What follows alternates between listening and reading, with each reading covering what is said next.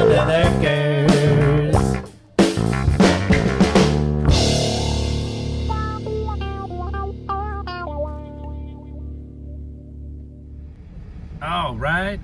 All right, YouTubes.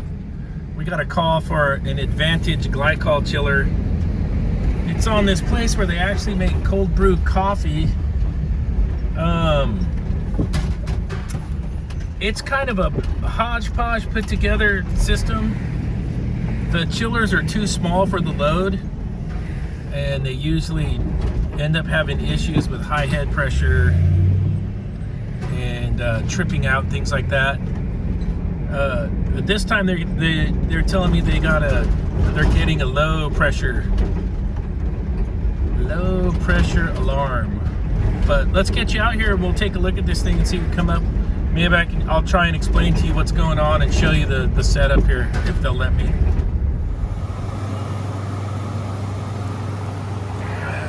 Yeah, those are the tanks.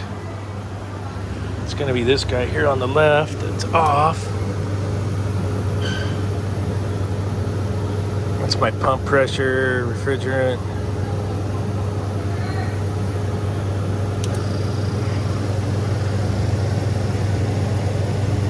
What is the... I can't remember the charge on these, if they're 134. Yeah, 134A. I want to see if the process pump's running first. You get a couple little alarms.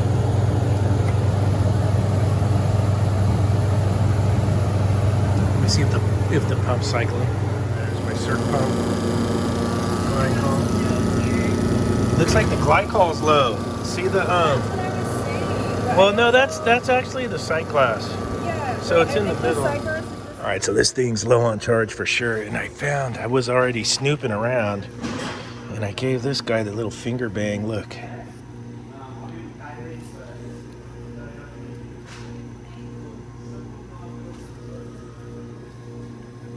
So I'm gonna check both of those gauges with the leak detector. I got the Infocon out today. The H10's in the van.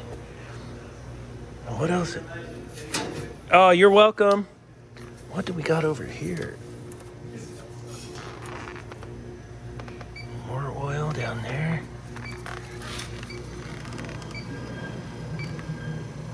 That could be something spilled.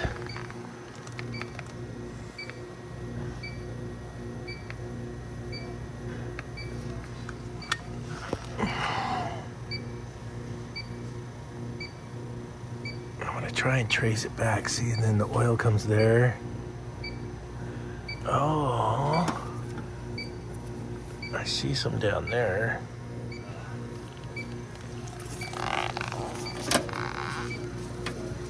And then the pressure switch.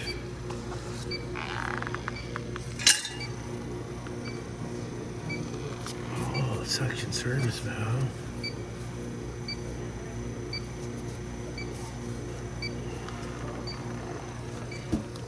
What's up here?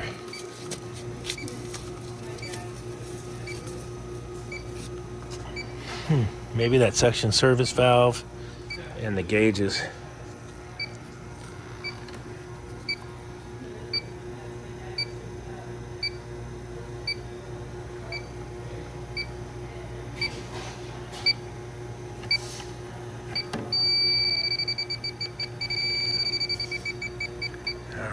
Something up in there. We'll have to get the soapy bubbles. I know both of these are gotta be leaking.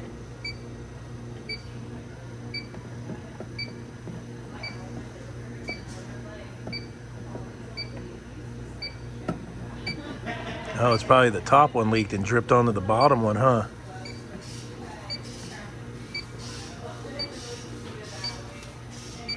Might have to get the H10.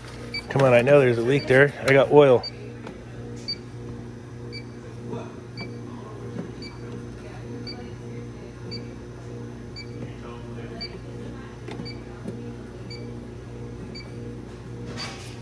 Let's zero this out and try again.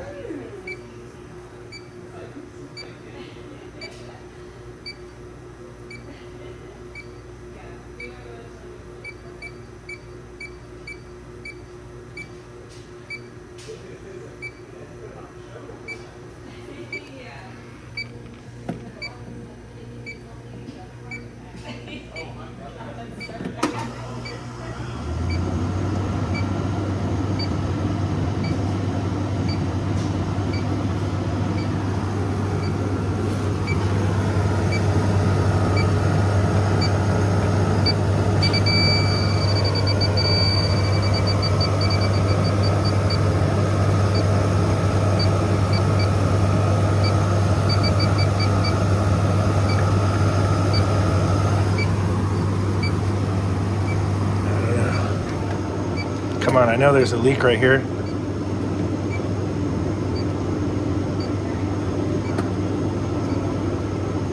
All right, put this scrub away. Let's grab the H10.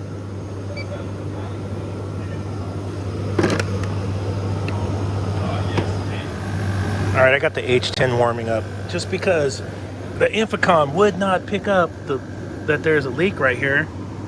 You guys tell me. I got oil.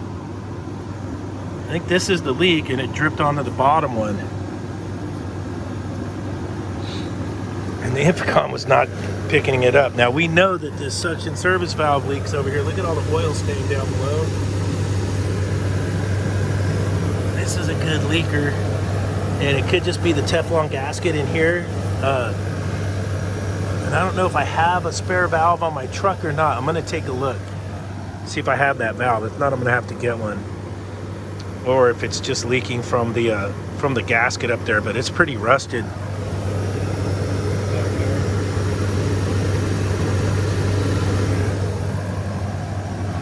So these two chillers are too small for all these tanks, and they got like 170-degree water going in there trying to cool down right away. And these things usually just bang out on high head. And we've came up with a way to make it work, but the good news is they're gonna get all new gear. So let's see where we're at here. I like to set it at medium, manual, get a little tick going. You don't have to take it ticking so fast into the green. I like to just get it started, and if it speeds up, then I'll slow it down because the heater's still warming up.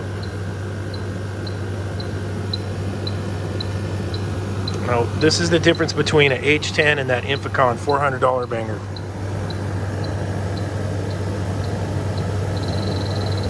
Yeah, definitely leaking up in there. Now, let's see if we get anything over here.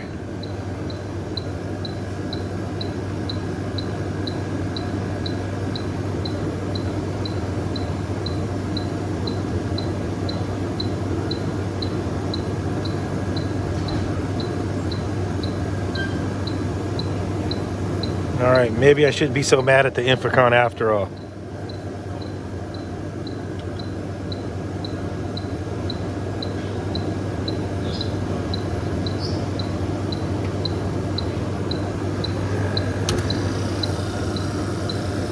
See if it leaks when the compressor pressurizes.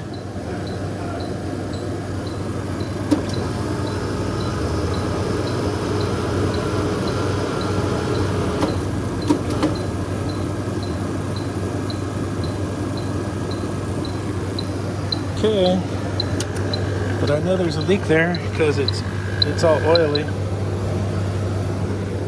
Let's see if we can get any soap bubble action on it.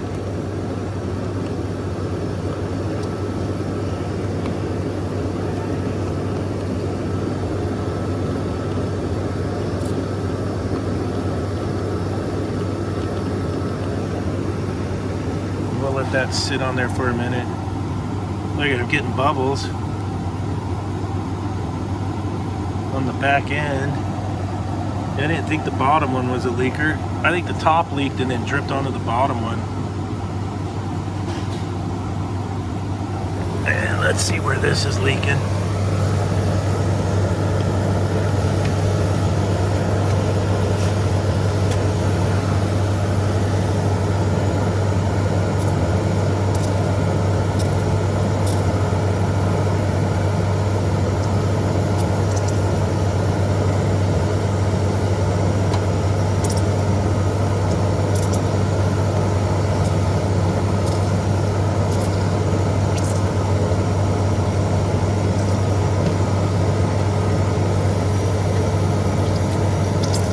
this spray bottle is crap.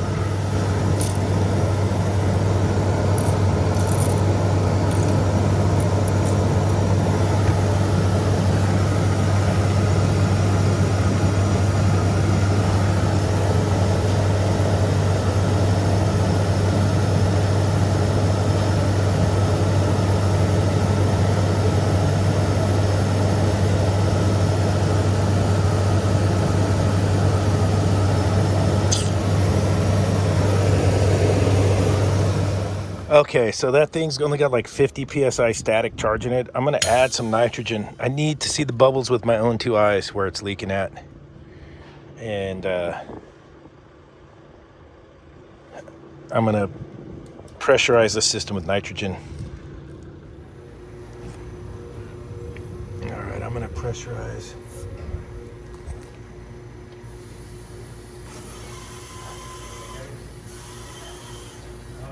Let's see if we can get some pressure on here. Yeah, I want to see the bubbles. All right, pressurized with nitro. Check.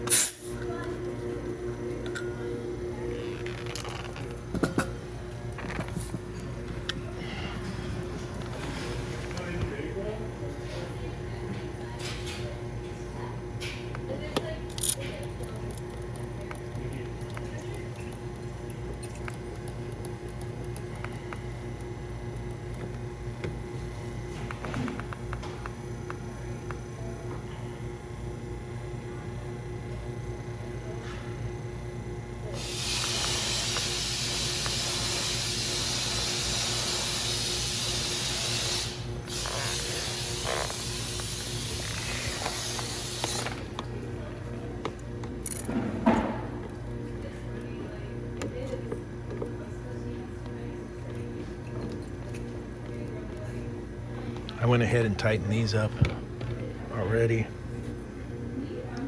So that looks good. We're under pressure. Okay.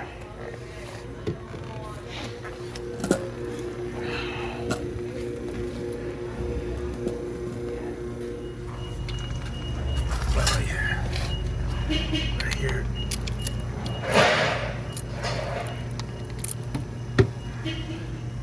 Bubbles. And that's where we're leaking. That's why we got the oil puddle right there. It came down, went under the compressor. All right, I got my eyeballs on it. This is the bubble factory. We might be able to get a new gasket in there and get that to seal.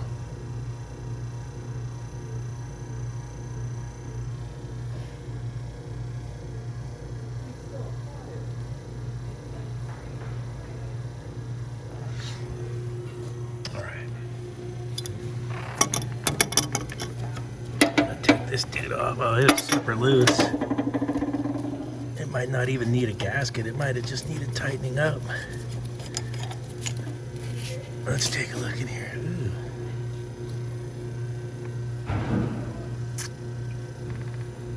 Let's see if I got a pick. I'm gonna get a pick and then take that gasket or O-ring out, and I should have one on the van.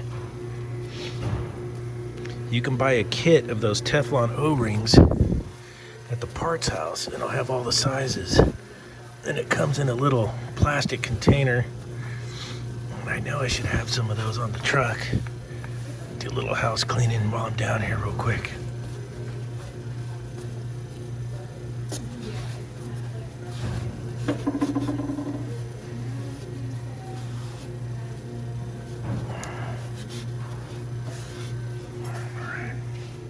Ooh, shout out time for John H.V.A.C.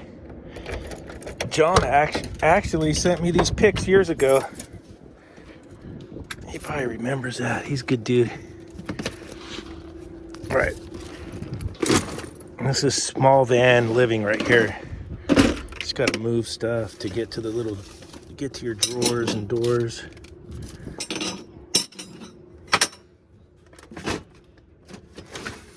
Yep, picks. That's the one I want right there.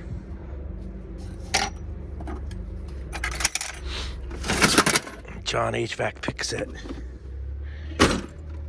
All right, let's see if we got the gaskets.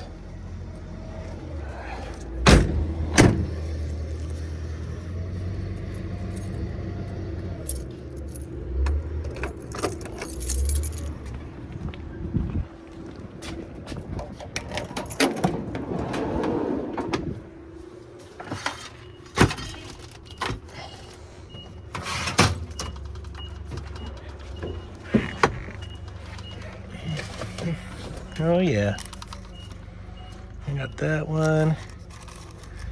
I got a couple of that size. And then bam, the Shangri-La. It's probably this one right here. That's the one I'm thinking. But you can buy a kit of those O-rings. And that's some other ones. At the parts house. It's good to have on the truck. So I don't know if I actually had... Yeah, I don't know if I had that service valve.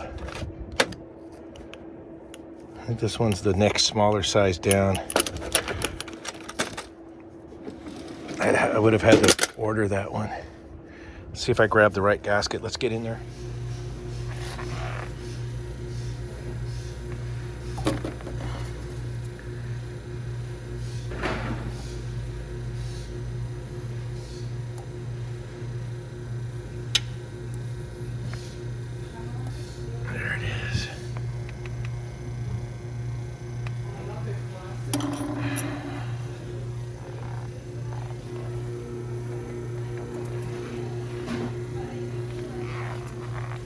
Let's get the Freshie in there.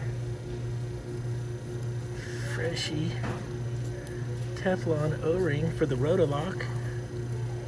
Oh, that feels good.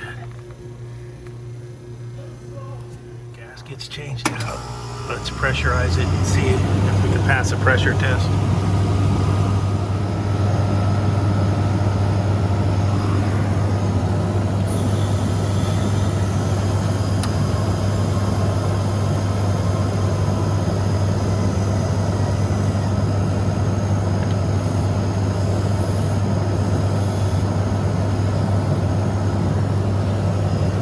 Some pressure on there.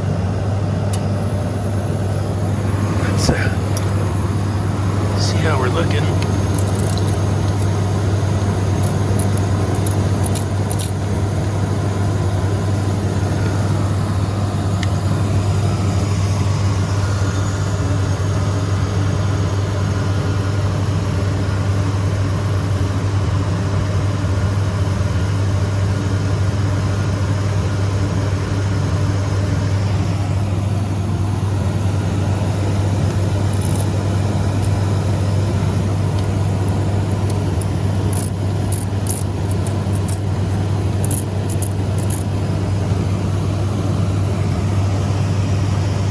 Always check it to see if the rust is leaking through too. Surprising, the packing's tight on that valve. Unbelievable. That in itself is a miracle.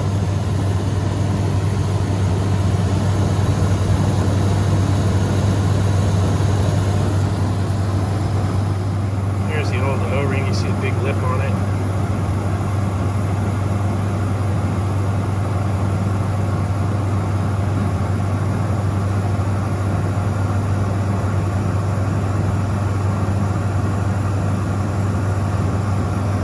That and it was pretty damn loose. You know, expansion, contraction probably loosened itself up over time. All right, so far so good. No bubbles there, no bubbles on the outlets of these gauges. I tightened those up, and I'm just gonna see how the pressure holds.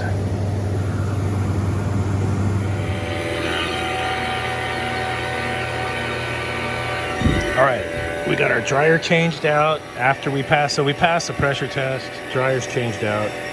Got it on the vacuum pump. I'll walk you guys through this real quick. I got a condensing unit. All right, so we'll go over this real quick. We got our glycol holding tank. We got our circ pump. our heat exchanger, our expansion valve, our condensing units down below. So the pump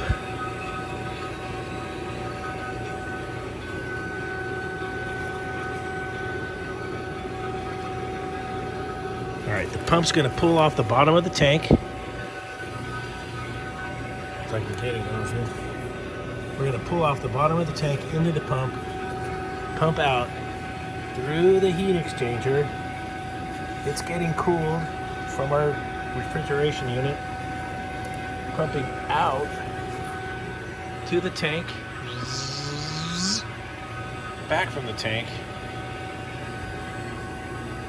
back into our holding tank, getting sucked back out through our heat exchanger. Got glycol solution on one side, DX refrigeration on the other.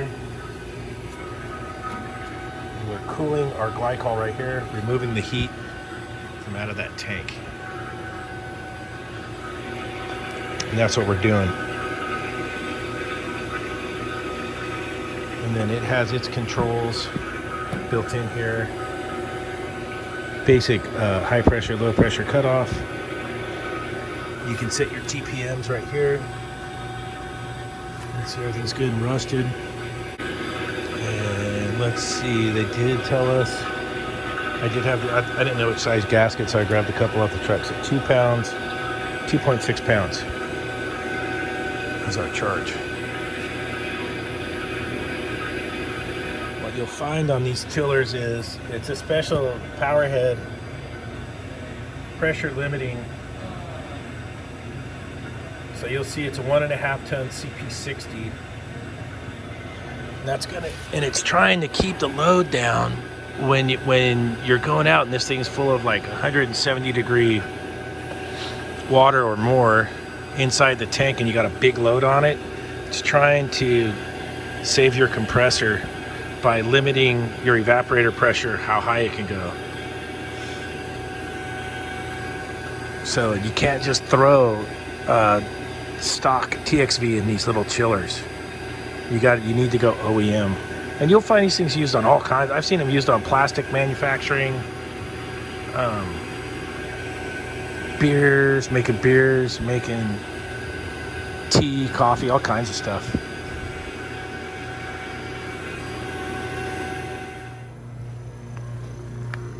There it is, 2.6 pounds. Let's go for it. Pump comes on first, circulation. Then we should get, set points for 27.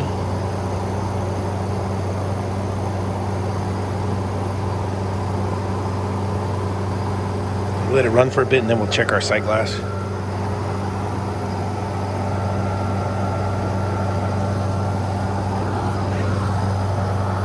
She's got a load on her.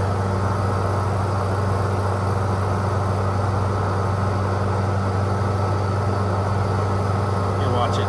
This will settle down here as we come around. And our head pressure should go up. Suction will come down, head pressure will go up.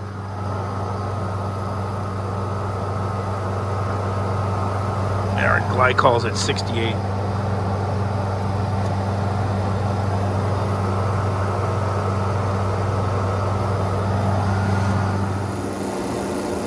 Went ahead and topped off the glycol. So you mix it with water.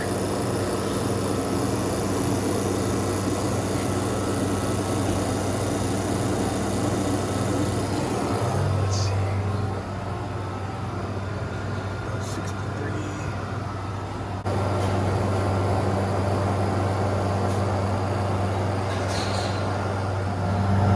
Alright, while we're cooling down, I'll show you guys the controls inside of here. It's not much to it. It's got their controller, circuit board, terminal block, transformer,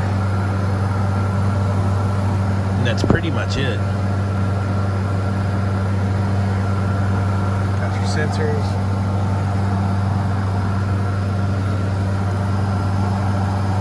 And it's got their recipe in it. You got your start components for your compressor. and your dual pressure control, which is nice because it's mechanical pressure control. That's it. Really cool little chillers. Vantage.